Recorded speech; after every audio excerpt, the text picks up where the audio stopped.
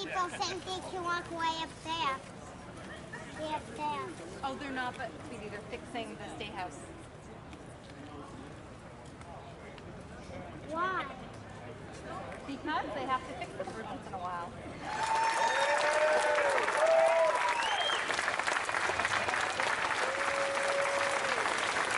Will you all please join me in the Pledge of Allegiance? I pledge allegiance to the flag of the United States of America and to the republic for which it stands, one nation, under God, indivisible, with liberty and justice for all. Ladies and gentlemen, my name is Dan Fishman. I am the New England Director for Johnson Weld campaign. I want to thank you all for coming out. They said, is there going to be an issue with the weather? And I said, New Hampshire and Liberty? No, not going to be an issue at all. So, please come in a little bit closer. Thank you all for coming out here. I want you to know that we are geocaching this on Instagram, so if you have our Snapchat, if you have the ability to do that, please tag it. Let everybody know that we're going out there. One of the things that makes a big difference for us is that our volunteers actually support the campaign. We get the message out there electronically. So, the people that you came here to see. It's amazing how that works. No. So, the people that you came here to see, let me introduce Ms. Leslie Marshall, Governor Bill Weld, and the next President of the United States, Gary Johnson.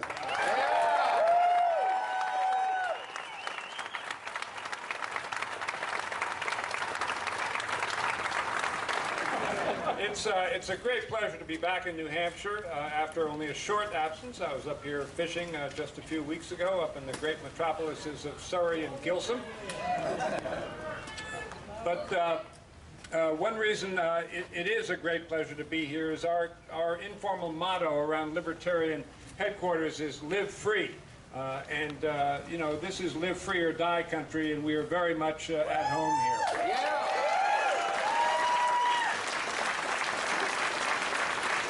I've spent a lot of time campaigning up here over the years with various New Hampshire candidates, and I take the measure and the timber of the people, and they are really our kind of people, which is why you're going to see us back here often between now and November 8th.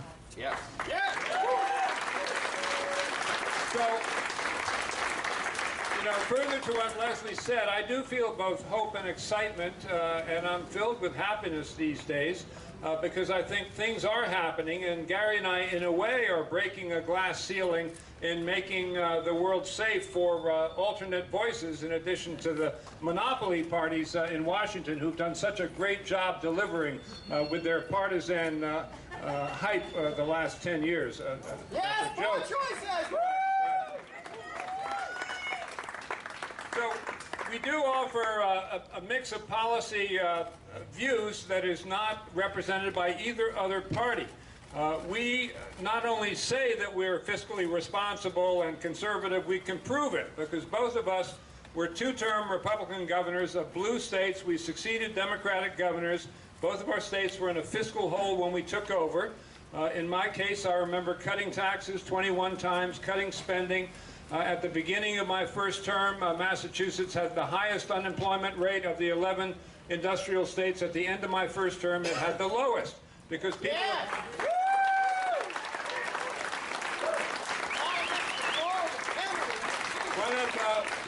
One of my slogans when I was in office is there's no such thing as government money, there's only taxpayers' money, and it's good when government observes that.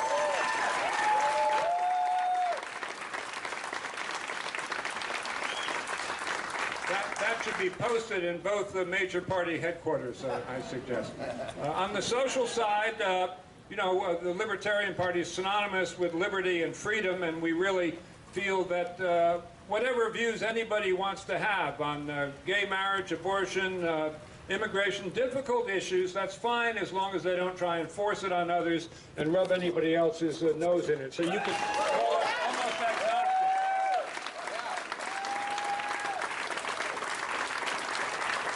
So when pollsters get out there and really ask the American people how they feel about things, it turns out that 55 to 60% of the people in the United States identify with that combination of fiscally responsible and socially inclusive. 55 to 60%. That's a pretty big addressable market.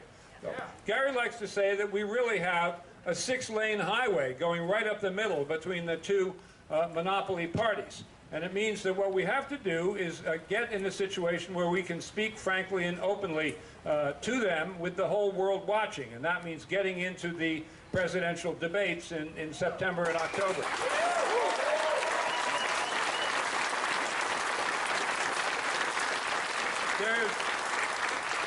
There's a lot of ways to do that. One way is to poll at 15% nationwide. Another way is to poll over 15% in a certain number of swing states. Gary right now is polling at over 15% in 5 or 6 swing states, so that test has already been met.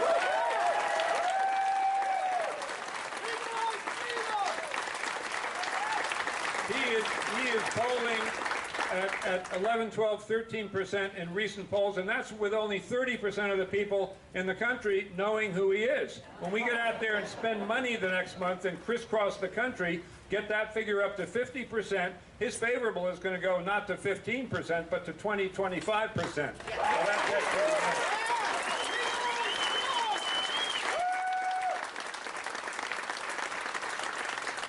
way to be in the debates is there was a commission in 2013, the Annenberg Commission, that made recommendations to the presidential debates body about rule changes they should do. And, you know, they had people from both sides.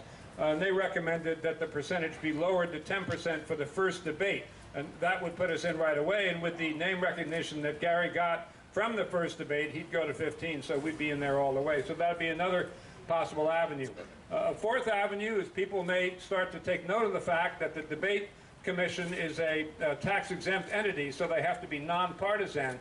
And the thought has crossed my mind and that of others that saying we want only R's and D's. You can't be L's, even if they're on the ballot in 50 states. That's not nonpartisan, that's bipartisan, and that's a violation of neutrality.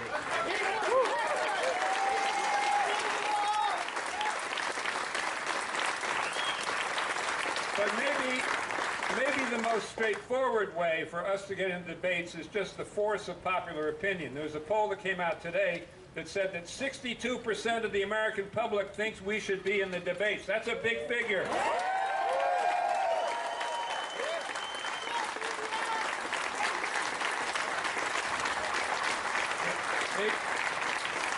Abraham Lincoln said, without public opinion, nothing is possible. With it, anything is possible. Those are true words.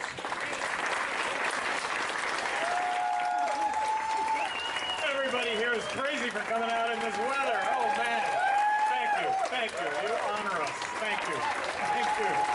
So, come on, is this the craziest election that you have ever seen? I mean, really, isn't this the craziest? And how crazy is it? I'm going to be the next president of the United States. That's how crazy it is. That's really going to happen.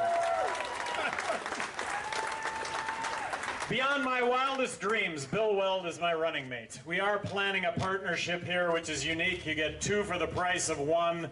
I am comfortable in my own skin telling you that I am the lesser half of the ticket, and that's a good thing. Like I said, that's really a good thing. You know, libertarians, really, the big 6-lane highway down the middle, being fiscally conservative, being socially inclusive, and skeptical that these military interventions, that when we involve ourselves in regime change, it's ended up with a world less safe, not more safe. Yeah. Fiscally conservative. I've got one piece of advice for everybody here today, and it's worth exactly what you're paying for it, which is nothing. But the one piece of advice is that whatever it is that you know, whatever it is that you do, apply it entrepreneurially. There will never be a greater reward in your life. Creating your own job, creating jobs for others. And when it comes to government, government can play a role in making that as easy as possible, and you have Bill Weld and my pledge that we will make that as easy as possible. Reduce barriers to entry, make it easy. The economy of the future, the sharing economy, Airbnb. I mean, come on, the whole world wants to come and visit Concord. The whole world wants to come to New Hampshire and visit. Airbnb affords that opportunity. Government gets in the way of Airbnb. I'm in Baltimore. I'm talking to a young woman who got her doctorate in science. She says, I have these horrible student debts, but I figured out a way to pay them back. Airbnb. Man, I have a pathway to paying them all back, but guess what? City of Baltimore stepped in and banned Airbnb. Well, that's government. No, it happens. Uber right now. Uber is being opposed by Hillary Clinton. I think the model of the future is Uber everything. It's allowing you and I, with what we know, to be able to deliver what we know to the end user without a middleman. We make more money. The end user pays less. I mean, it's a win-win situation. But in my opinion, like I say, that is the model of the future. Crony capitalism. Look, we're all against crony capitalism, but I think that the majority of Americans right now have associated crony capitalism and free trade as one and the same, when in fact they are absolute opposites. Crony capitalism is when the government gets involved, when the government picks winners and losers. Free market is when the government doesn't get involved. Right now, with regard to the internet, look, we all have an equal opportunity with everybody else in the world right now because of the internet. I think the greatest freedom tool that has ever existed. And right now, I tell you what, there's a slew of legislation right now that is trying or will try to limit those, limit the ability of those to be successful on the internet. They're going to try and limit that ability to those that have been successful and have made money. Count on Bill Weld and I to make sure that that doesn't happen as President and Vice President. You know, when you talk about spending and when you talk about reducing spending, who are we doing that for? We're doing that for future generations. Look, we're headed to a fiscal cliff in this country unless we get spending under control. We're not going to have a health care safety net unless we actually address the entitlements, Medicaid and Medicare. Having a safety net for those in need, for those on welfare, having a safety net for those over 65, yes, we can do that. Reforming Social Security. Look, if we're going to put our heads in the sand over this, and Clinton and Trump both are saying that they're not going to address the entitlements. Well, if they don't address the entitlements, look, they're not going to be around for future generations, and we owe that to future generations. So with regard to Social Security, I mean, you've got to raise the retirement age. You have to reform Social Security so that it will be around. With regard to Social Security, you could also have a very fair means testing. How much should you get back more money from Social Security than what you put in?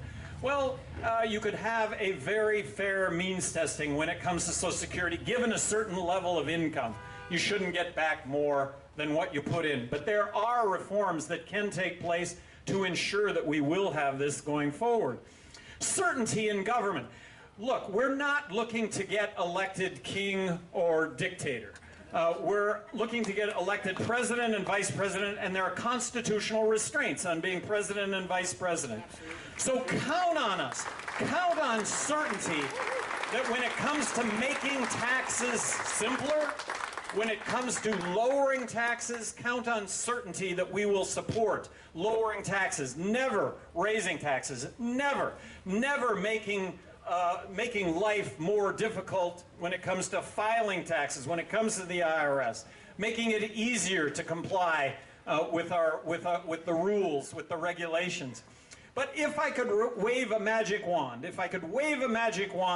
I would abolish income tax, I would abolish corporate tax, I would replace it with a federal consumption tax that if we did that, I believe for no other reason, tens of millions of jobs would get created in this country, because why would you start up or grow a business anywhere in the world given a zero corporate tax rate in the United States? And who pays for corporate tax? We pay for corporate tax. Don't kid yourself. And if we had one federal consumption tax, no income tax, no corporate tax, pink slips would get issued to 80% of Washington lobbyists, because that's why they're there. They're there to garner tax favor.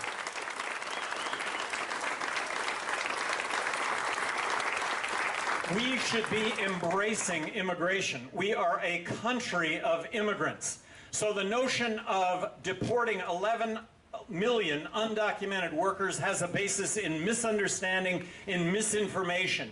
These are people that are hardworking. They're just like you and I. You can't get across the border to get jobs that are there that U.S. citizens don't want. So you have to cross illegally to get those jobs. And if it were you and I, we would be doing the same thing for our families, for our betterment. Don't build a fence across the border. That is just a crazy notion. Donald Trump watched the Olympics really, really closely to determine how high the Mexican pole vaulters could go.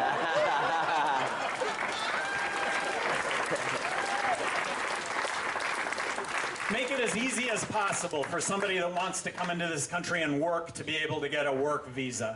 And a work visa should entail a background check and a social security card, that applicable taxes get paid. When the government applies quotas to immigration, there's problems with quotas. Look, no quotas. There will either be work or there won't be work. And right now, there are more Mexicans going back across the border into Mexico because there are more jobs in Mexico right now than in the U.S., and illegal border crossings are at a 10-year low at the moment. It's just not an issue. It's a political boogeyman that doesn't exist, and I am speaking as a border governor. Free markets. Free markets really is the key. Healthcare. President Obama's healthcare plan it's a cat out of the bag. I agree with Chief Justice Roberts that it's a tax. My insurance premiums have quadrupled. And I haven't seen a doctor in 3 years. It's a tax. But if we are to reform healthcare in this country and count on Bill and I, when it comes to healthcare, to sign on to anything that's going to make healthcare more affordable, it's going to make for better healthcare. But here's how you make better healthcare, and that would be a truly free market approach to healthcare. Yeah. And by the way, healthcare right now is as far removed from free market as it possibly can be. In a free market approach for healthcare, you and I would not have insurance to cover ourselves for ongoing medical need. We would have insurance to cover ourselves for catastrophic injury and illness, and we would pay as you go in a system that I'm going to guess would cost 1/5 of what it currently costs. You would have advertised pricing, you'd have advertised outcomes. Right now we go to the doctor, we have no idea what it's going to cost. The person providing the services has no idea what it's going to cost. We get a bill and know that nobody is going to actually pay that bill. Well, if you brought a free market approach to healthcare, you would have stitches are us. You would have x-rays are us. You would have gallbladders are us. No telling what we would have, but I guarantee you it would be advertised pricing, it would be advertised outcomes, and it would be much, much less costly.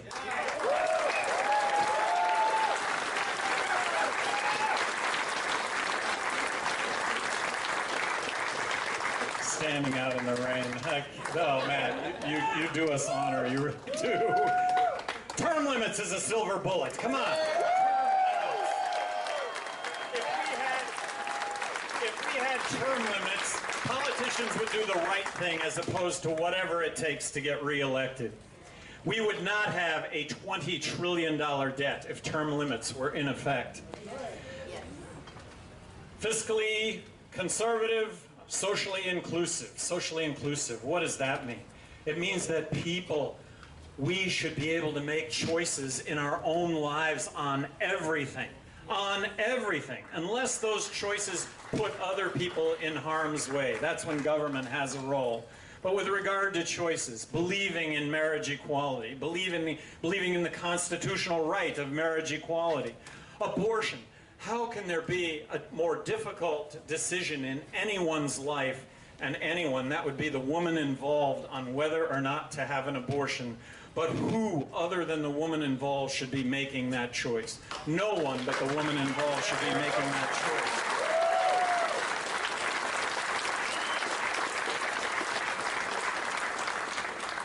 Let's legalize marijuana in this country. Yeah! We have tens millions of Americans in this country who are convicted felons that but for our drug laws would otherwise be tax-paying, law-abiding citizens. We have mandatory sentencing. Let's give discretion to judges when it comes to sentencing. Let's do away with mandatory sentencing. The biggest category of prisoner in federal prison today is the individual who has sold small amounts of drugs on numerous occasions and been caught. Victimless, non-violent crime. As President of the United States, as Vice President, we're promising to deschedule marijuana as a Class 1 narcotic right off the bat. The legalization of marijuana will be a state's issue similar to alcohol. That's just the way that it will be and the way that it should be, states' rights. And in the context of states' rights, I was more outspoken than any governor in the country regarding school choice, that we should allow alternatives to public education.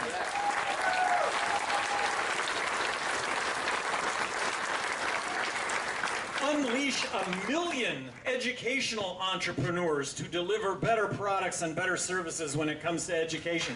I can't believe we're still doing the bricks and mortar thing, kindergarten through 12th grade, and then moving on to higher education. We can do better than that.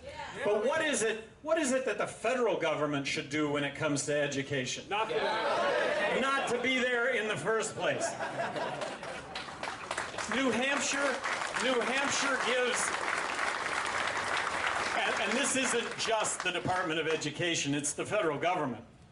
But New Hampshire gives the federal Department of Education 13 cents, and then they get back 11 cents. How do you like that equation? And get back, you know, you give it to them in the first place, now they're going to give you back 11 cents, but then they tell you that you have to do A, B, C, and D to get the 11 cents, and to do A, B, C, and D, it costs you 15 cents.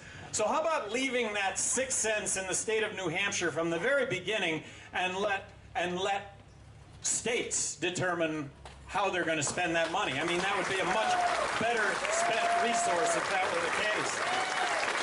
And there are some departments that stick out that should be abolished. And there are some areas in these departments perhaps that should be retained, but in an entire agency, the Department of Commerce comes to mind, Housing and Urban Development comes to mind, Homeland Security, come on, do we really need another agency of the federal government when it comes to law enforcement? I don't think so.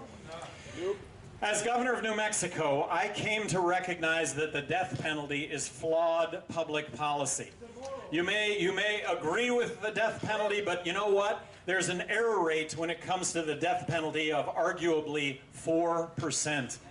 I don't want to put one person to death to punish 999 that are guilty, much less 4 when 96 are guilty.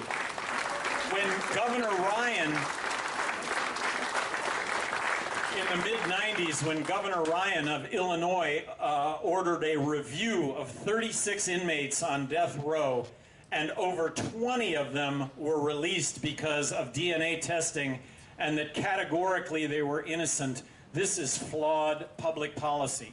It costs less to lock a person up for the rest of their lives than it is to put a person on death row and pay for the attorneys that go through endless appeal for those that are on death row. But then when somebody gets off of death row because they've been proven to categorically be innocent, how can you put a price tag on what has been paid to attorneys to accomplish that? Guns, Second Amendment. Look, we support the Second Amendment.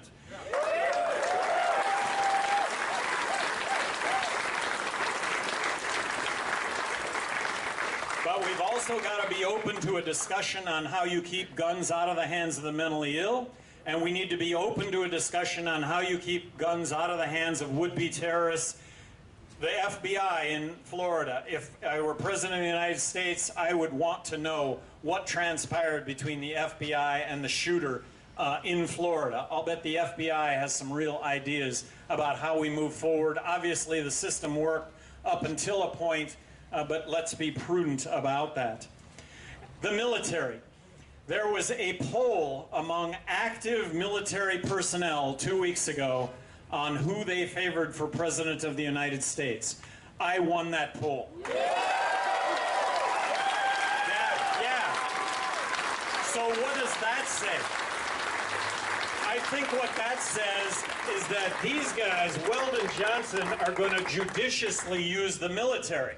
They're going to use the military when we're attacked, and we'll attack back. But when it comes to regime change, when it comes to being the world's policeman, look, this has had a really unintended consequence of making things worse, not better. Regime change. Iraq. You've got ISIS that flees to Syria, Libya, or their numbers are strengthened in Syria and Libya. And you can't make this up, and it wasn't intentional, but Hillary Clinton and Barack Obama, they went in and they supported the opposition in Syria and Libya to support regime change. We armed the opposition in Syria and Libya to support that regime change, and guess what? The opposition got beaten, and all of those arms ended up in ISIS hands. That's the unintended consequence of being at war all the time. Let's stop being at war. Let's bring the world together with free trade and diplomacy. And with regard to diplomacy, joining arms with Russia, that's how we're going to bring an end to the Syrian conflict. Joining arms with China to deal with what I think is the biggest threat in the world, which is North Korea, and the fact that at some point these intercontinental ballistic missiles are going to actually work. We have 40,000 troops in South Korea. There is zero chance that North Korea is going to invade South Korea conventionally. And if they start launching nukes, we've got them covered with our umbrella. But that's how scary this is. That's why this is the biggest threat in the country, because they may well start doing that. So there's an opportunity here to make the world safer. Imagine if China had 40,000 troops in Central America. We would be going absolutely crazy, and yet that's what we're causing when it comes to us being in South Korea and China.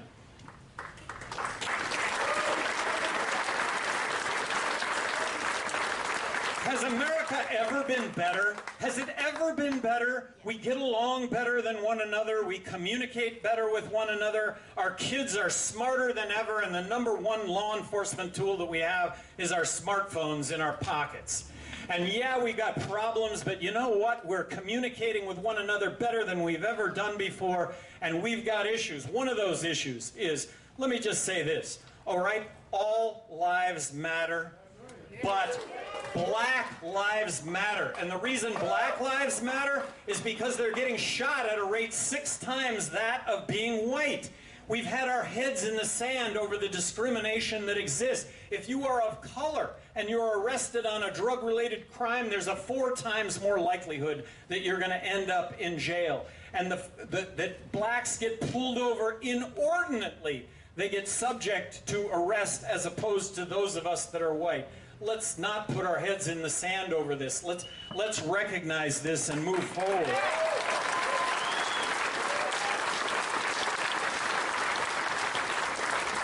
A couple of issues of late with regard to me and the campaign, and I love the campaign. I love, this is supposed to be an intellectual discussion about the issues. And so with regard to a carbon tax, if any of you heard me saying I support a carbon tax, look, I haven't raised a penny of taxes in my entire political career, and neither has Bill. I was looking at what I heard was a carbon fee that potentially from a free market standpoint would actually address the issue and cost less. I have determined that, you know what? It's a great theory, but I don't think that it can work, and I've worked my way through that, all right? And I support a person's right to choose. So when it comes to vaccinations, all right, we should be able to make the decisions as to whether or not we want to vaccinate our kids or not. Now, I choose to vaccinate my kids, and you never say never. Look, in the case of zombie apocalypse taking over the United States, and that there is a vaccine for that, as President of the United States, you might find me mandating that vaccine. I just want to do this in all transparency. Bill and I are not planning an imperial presidency. My goodness, the President of the United States goes down to Walgreens and it costs taxpayers $10 million? Come on. There ought to be a much more affordable way for the President to conduct his office. Count on us as good stewards of that office. Count on us in presidential, vice presidential role to spend less money in those roles than any other president, vice president that you've ever seen, because this is about civil service and making a difference. You all rock! Thank you so much for being here. You have